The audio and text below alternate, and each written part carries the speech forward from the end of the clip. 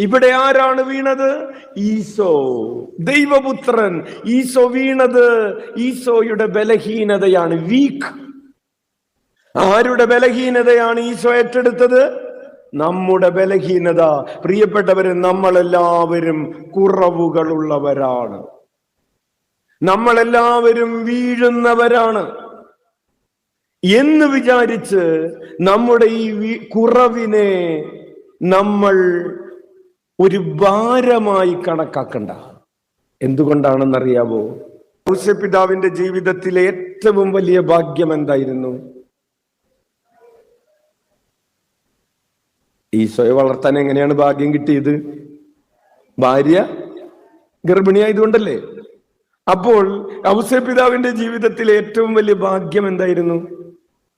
വിവാഹത്തിന് മുമ്പ് മറിയം ഗർഭിണിയായി എന്നുള്ളതാണ്. കിട്ടിയോ? സിമ്പിൾ.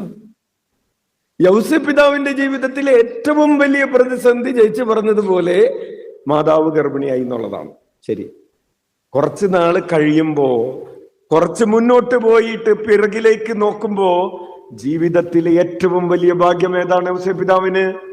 മാതാവ് പരിശുദ്ധാത്മാവിനാൽ ഗർഭിണിയായതാണ്. എന്ന് പറഞ്ഞാൽ നിന്റെ ജീവിതത്തിൽ ഇന്ന് ഏറ്റവും വലിയ പ്രതിസന്ധി എന്ന് നീ കണക്കാക്കുന്നതിനെ നാളെ ജീവിതത്തിലെ ഏറ്റവും വലിയ ഭാഗ്യമാക്കി മാറ്റാൻ കഴിവുള്ളവനാണ് ആ അപ്പത്തിലിരിക്കുന്നവൻ. ആയിലെ കല്യാണ വീട്ടിലെ ഏറ്റവും വലിയ പ്രതിസന്ധി എന്തായിരുന്നു? വീഞ്ഞ് തീർന്നു പോയത് അല്ലേ? ഉറപ്പാണോ? അതെ. ആ കല്യാണ വീട്ടിലെ ഏറ്റവും വലിയ അനുഗ്രഹം എന്തായിരുന്നു? വെള്ളം വീഞ്ഞാക്കി. എന്തുകൊണ്ടാണ് വെള്ളം വീഞ്ഞാക്കിയത്? വീഞ്ഞ് തീർന്നു പോയതുകൊണ്ട്. അപ്പൊ കല്യാണ വീട്ടിലെ ഏറ്റവും വലിയ അനുഗ്രഹം എന്തായിരുന്നു? വീഞ്ഞ് തീർന്നു പോയില്ല എന്ന് വിചാരിക്കുക. കാനായിലെ കല്യാണ വീടിനെ നമ്മൾ വല്ലവരും അറിയോ? അപ്പോൾ അവരുടെ കുറവിനെ, നമ്മുടെ ഓരോരുത്തരുടെയും ഇന്നത്തെ കുറവിനെ, ഇന്നത്തെ പ്രശ്നത്തെ നാളത്തെ ഭാഗ്യമാക്കി മാറ്റാൻ, today's problem becomes tomorrow's possibility. Your greatest problem can be turned into the greatest possibility.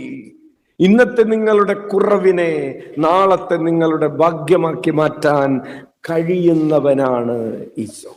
ഉച്ചത്തിൽ വിളിച്ചേ. ഈശോയുടെ സാന്നിധ്യം എല്ലാം മാറ്റിമറിക്കും. ബലഹീനതയെക്കുറിച്ച് വിഷമിക്കണ്ട.